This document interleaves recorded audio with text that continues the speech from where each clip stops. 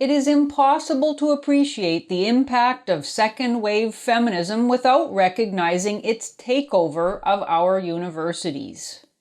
Evidence suggests that the takeover was quick and easy, and that feminism never even needed to hide its radicalism in order to conquer America's institutions of higher learning, basically without a fight.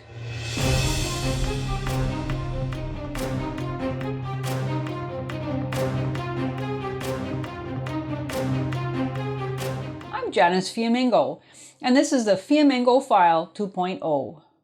In 2008, a major publisher brought out a book titled The Evolution of American Women's Studies, Reflections on Triumphs, Controversies, and Change.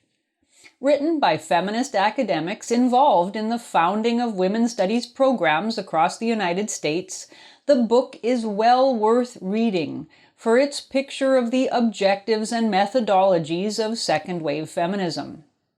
The book contains essays by many feminist leaders of the 1960s and 1970s. These were the pioneers who launched the new women's studies programs, taught the first courses in the field, and established the feminist journals that now largely control what passes for knowledge in our society.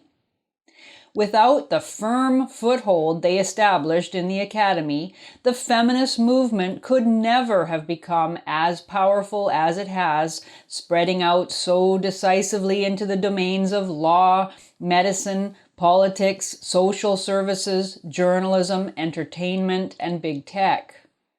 The book makes clear that women's studies was always intended to have an activist agenda, percolating its resentful theories within the walls of the ivory tower, but never content to let them stay there. Quote, "From the beginning, the goal of women's studies was not merely to study women's position in the world, but to change it," end quote. So writes the volume editor Alice Ginsberg. Ginsberg doesn't even attempt to hide the fact that women's studies was never committed to the dispassionate pursuit of knowledge that would identify it as a genuine academic field.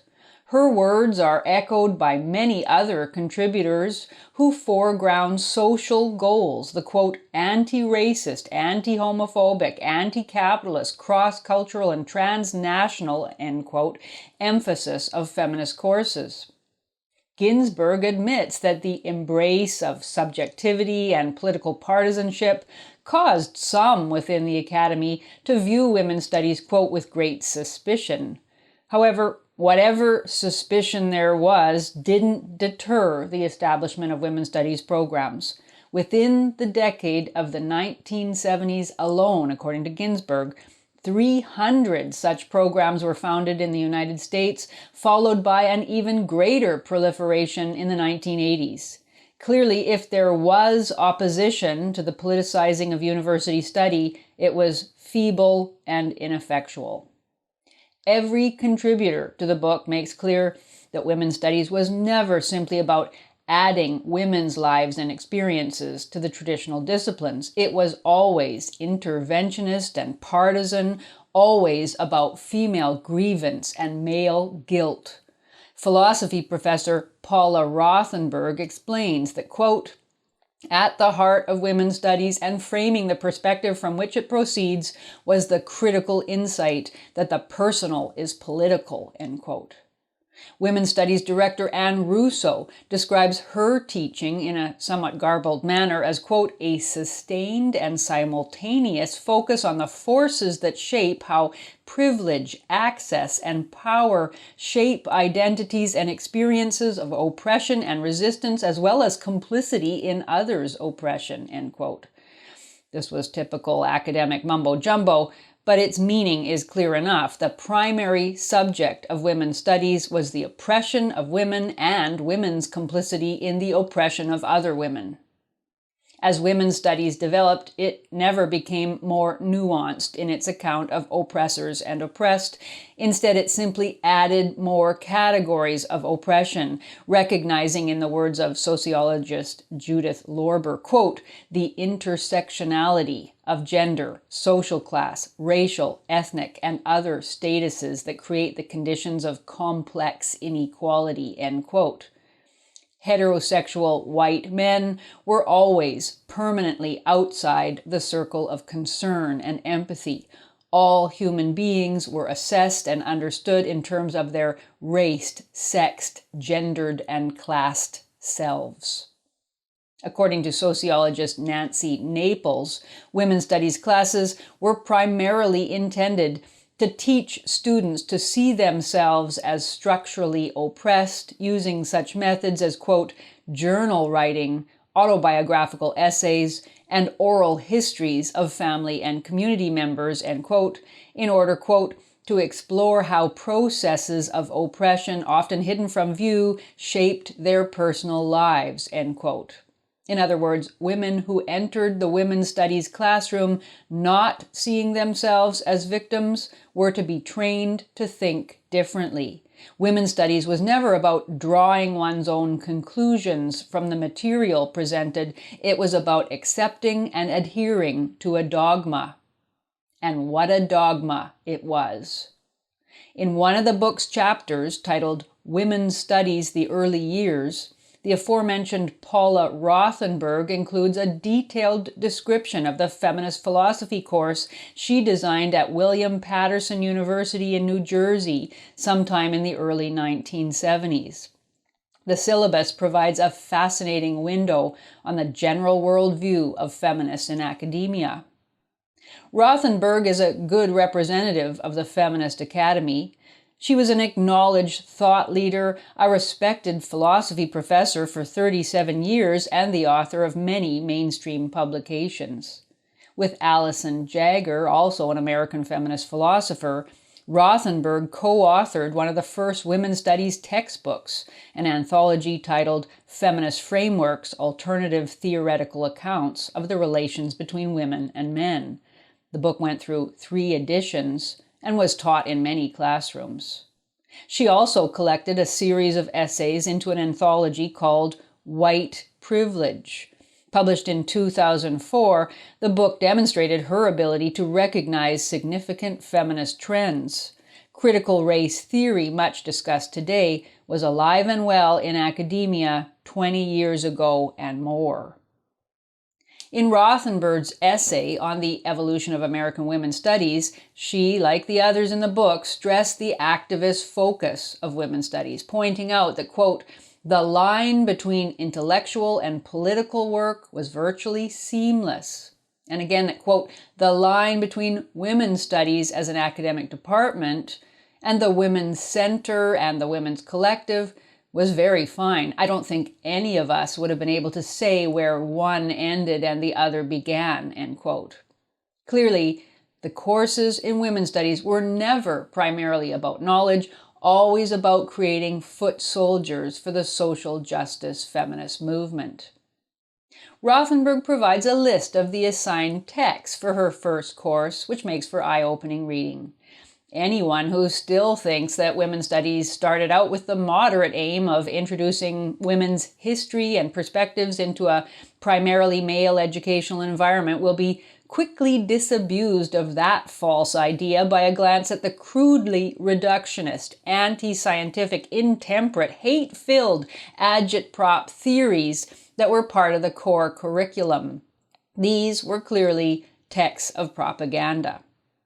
Like most of second-wave feminism, the course was heavily Marxist in its orientation. Required reading included Frederick Engels' 1884, The Origin of the Family, Private Property, and the State, which argued that the patriarchal family and private property were intertwined elements at the core of women's oppression.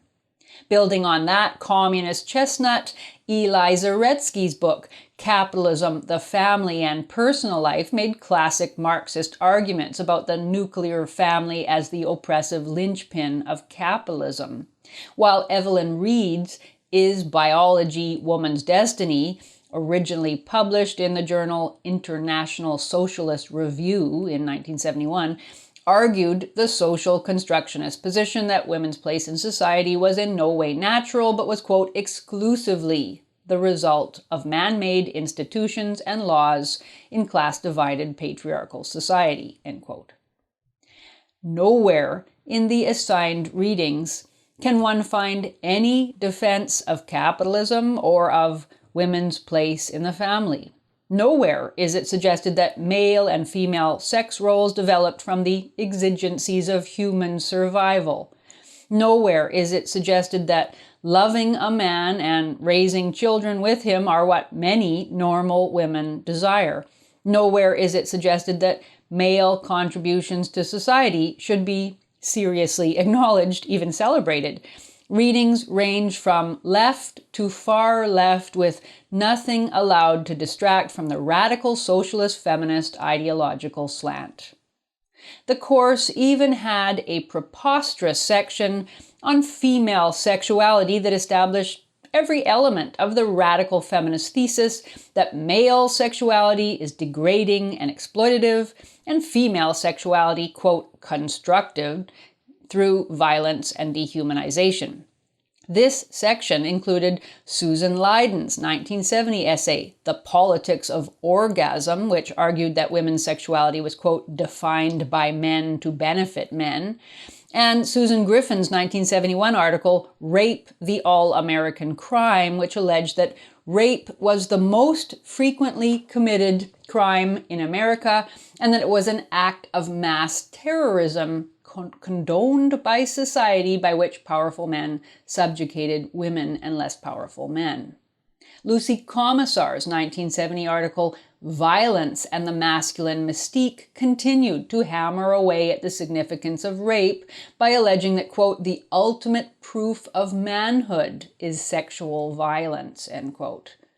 Sidney Abbott's Sappho was a right-on woman completed the attack on heterosexuality by advocating lesbianism for young women who reject the, quote, passivity, ignorance, docility, virtue, and ineffectuality, end quote, that allegedly constituted femininity. Only by becoming a lesbian, according to the author, could a woman hope to be, quote, a whole human being, end quote. The course also included a section on the particular experiences of Black women who were doubly dehumanized in a society both racist and sexist. Frances Beale's essay, Double Jeopardy, to be Black and Female, advanced the intersectionality of Black womanhood. We see here all the elements of feminism that flowered in the 1980s, 90s, and beyond. The emphasis was anti-Western, anti-family, anti-white, pro-Marxist, anti-heterosexual, pro-lesbian, rape-obsessed, and, of course, above all, anti-male. In the introduction to the book, editor Alice Ginsberg had scoffed at conservative Christian Pat Robertson's description of academic feminism, but it turned out that Robertson was not wrong. Quote, the feminist agenda, he had claimed, is not about equal rights for women. It is about a socialist, anti-family political movement that encourages women to leave their husbands, kill their children, practice witchcraft, destroy capitalism, and become lesbians, end quote. With the exception of the witchcraft, pretty much every facet named by Robertson is clearly on display in Rothenberg's syllabus. Striking in Rothenberg's description of the establishment of women's studies is how very little criticism or resistance it encountered. Far from what we might have expected from a traditional male-dominated enterprise, there was no concerted pushback. Male academics didn't make it difficult for women to build their bastions of male-blaming female supremacist knowledge production. They didn't object to the politicization of higher learning or the importation of untested and untestable theories into the domain of once serious knowledge. On the contrary, faculty welcomed the politicization and ideological contamination of academia. As Rothenberg described it, women's studies, quote, grew out of the extraordinary activism and energy of the women's liberation movement.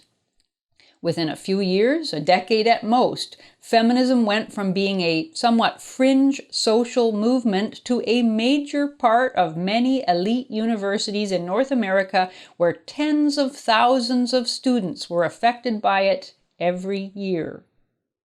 Moreover, contributors to the volume made clear that feminist so-called scholarship was explicitly intended to provide frontline activists with frameworks and manufactured data for their activism. Paula Rothenberg quotes Catherine Stimson to the effect that, quote, feminists offered scholars an agenda for research, while scholars provided activists a theoretical framework and data to form the basis for social policy and progress, end quote. In other words, the activists and the alleged scholars worked hand in hand. The activists made clear the issues and perspectives academics should explore, and the academics provided the activists with a sheen of academic legitimacy to bolster their arguments about male violence, rape culture, the pay gap, white privilege, and so on. With little debate and even less protest, academia surrendered to feminist dogmatism. And the rest, as they say, is history.